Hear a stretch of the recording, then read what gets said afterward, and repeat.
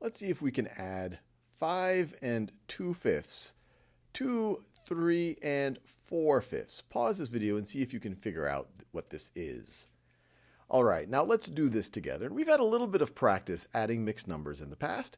And so one way to think about it is you could view 5 and 2/5 as 5 plus 2/5.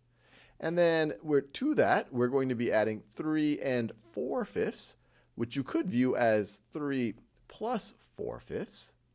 And then you could just change the order with which you are adding and say, all right, well, I could say 5 plus 3, so that's 5 plus 3. And then to that, I could add 2/5 and 4/5. So plus 2/5 plus 4/5. And what is that going to get me? Well, 5 plus 3 is going to be equal to 8. 8 plus, and then if I have 2/5 and I add 4 more fifths to that, well, now I'm going to have 6/5. 2 of something plus 4 of that something is going to be 6 of that something. And the something in this case are fifths. So now I'm going to have 6/5. So some of you might be tempted to say, hey, isn't this just going to be equal to 8 and 6/5? And you wouldn't be completely wrong if you said that, but pause this video and think about why this feels a little bit off. Well, the reason why this isn't standard is the fractional part of this mixed number, 6/5, is greater than 1. So there's a hole inside of this 6/5. So the standard way to do this is see if we can break out that hole. And what do I mean by that?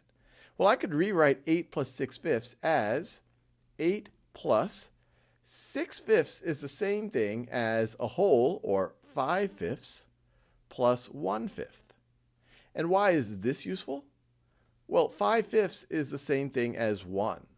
And so now I can say this is going to be equal to 8 plus 1 whole is 9. That's 8 plus the 5/5. And then what I have left over is 1/5. So 9 and 1/5.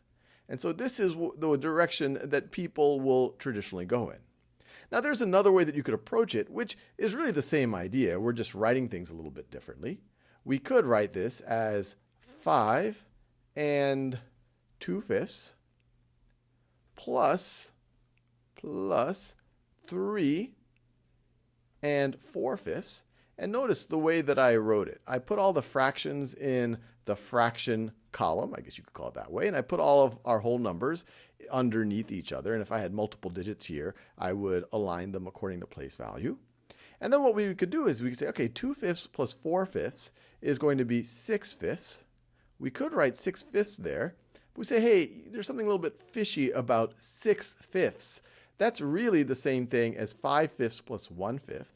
Or you could say that's the same thing as 1 and 1/5. 6/5 is equal to 1 and 1/5. And so what you could do is you could write the 1/5 part in the fractions column, and then the 1, well, now you're going to be regrouping that into our whole numbers. So you put a 1 right over there. Notice 2/5 plus 4/5 is 1 and 1/5, which is the same thing as 6/5. And then you add the whole number parts. 1 plus 5 plus 3 is 9. So you get 9 and 1/5. But hopefully you realize that these are really the same idea, just different way of writing things.